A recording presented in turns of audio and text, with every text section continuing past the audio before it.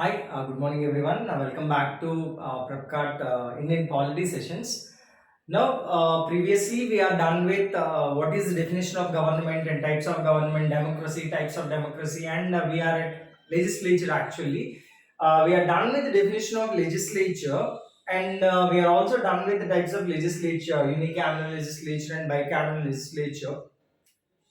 Now, before that, there is a video that is missing out that is related to types of government, actually, organs of the government. Actually, it is not types of the government, organs of the government.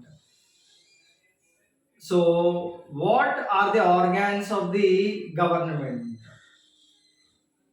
So, there are a number of theories related to organs of the government, but the most accepted one is given by the Montesquieu.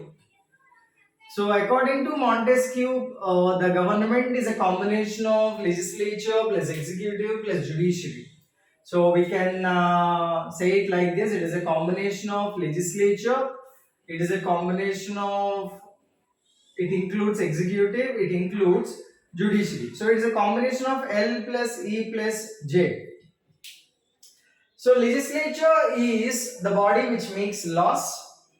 Judiciary is the body which actually gives detailed explanation of the laws made by the legislature. So, actual interpretation or actual meaning of the law is given by the judiciary only. So, this is the body which makes the laws, which makes the acts, and this is the body which gives the exact explanation, exact meaning, exact interpretation of the law. If there is any correction, it immediately tells to the legislature, okay, this is against the constitution of the land, please try to modify it, please try to amend it, please try to rectify the mistake done by you. That is the beauty of this body. In present type of governments, this is the body which is having the more dominant role, because the power of this body, the power to that body is given by the people. So legislature is the body in a parliamentary type of democracy which has more power when compared to judiciary and executive. But in parliamentary democracy, one more advantage is the power of the constitution. These people, this body controls this one. Although this is the most powerful one, here we cannot discuss the thing related to separation of powers. According to separation of powers, in any government, L equal to J equal to V. In parliamentary democracy, that is not possible, because these people are given power by the people only. So this is ultimately is going to more power when compared to executive and judiciary. So in a parliamentary type of democracy like India, legislature is going more power. In a presidential government, executive will be having more power. So it changes from parliamentary type to presidential type.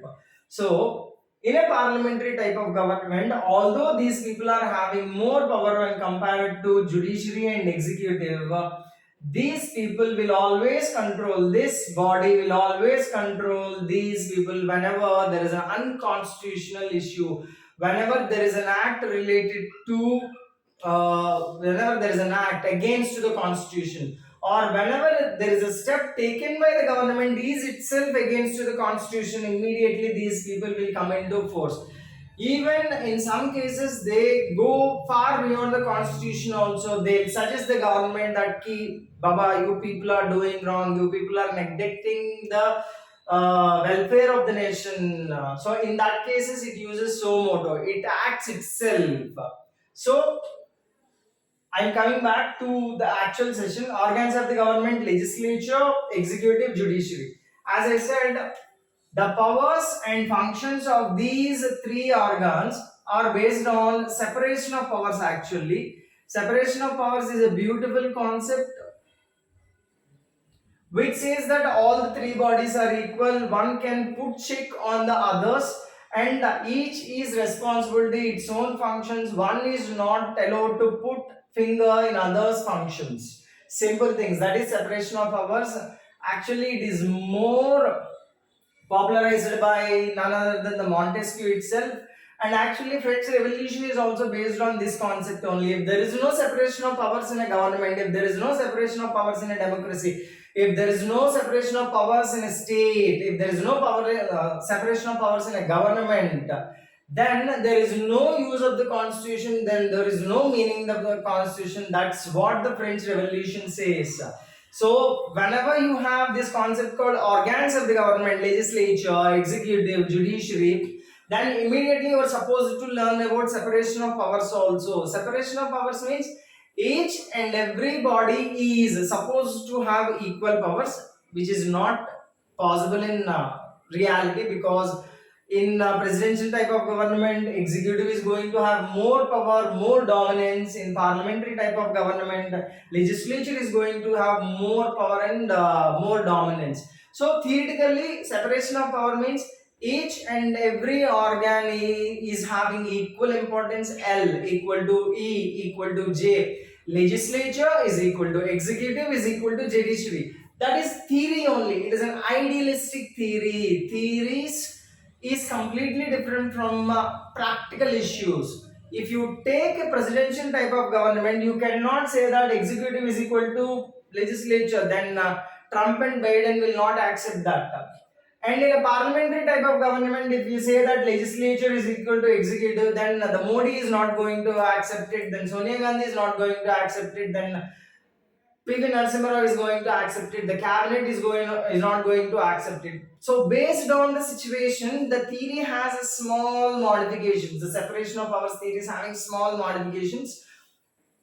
In parliamentary type of government, legislature has to play the dominant role because the power is given by the people only. Here in executive type, in presidential type, the executive has to play the dominant role. So separation of powers concept depends on whether you are having a presidential type of government in your country or in your nation, in your state, or whether you are having presidential type of government or you are having parliamentary type of government.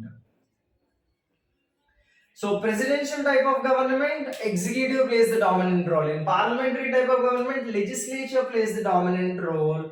And whenever these two people are against the constitution, these people will come into act and they'll try to control these two people. And again, the functioning, the working, the model of judiciary changes from a presidential to parliamentary type. So in general, you can see if you are going through current affairs regularly, you are going through the newspaper regularly, or if you are going through any news channel regularly, you will observe that one or the other way Supreme Court of India tries to tell something to the policymakers. Okay, Baba, in this way you are doing, you are forgetting about the welfare of the people, but the constitution and welfare of keep in mind of welfare of the people, you are neglecting the people.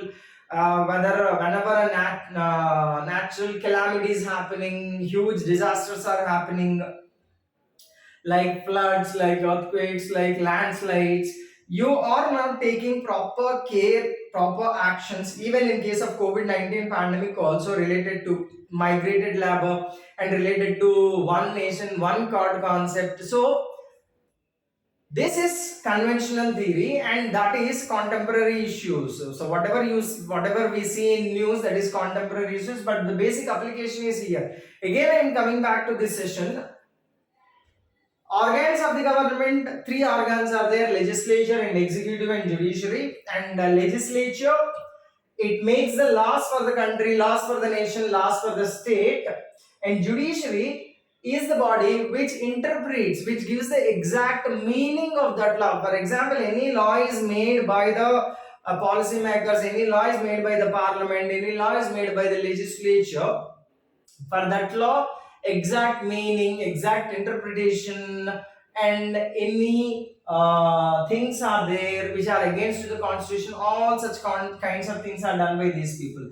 And the executive just implements the laws made by executes the laws made by the legislature.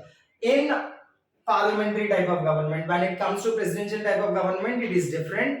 That's why we use the terms de facto executive and de jure executive also. De facto executive means actual executive. Who is the actual executive of your government, of your nation, of your state, of your organized society. So in Indian context, the actual head is the parliament. In American context, the actual head is the president.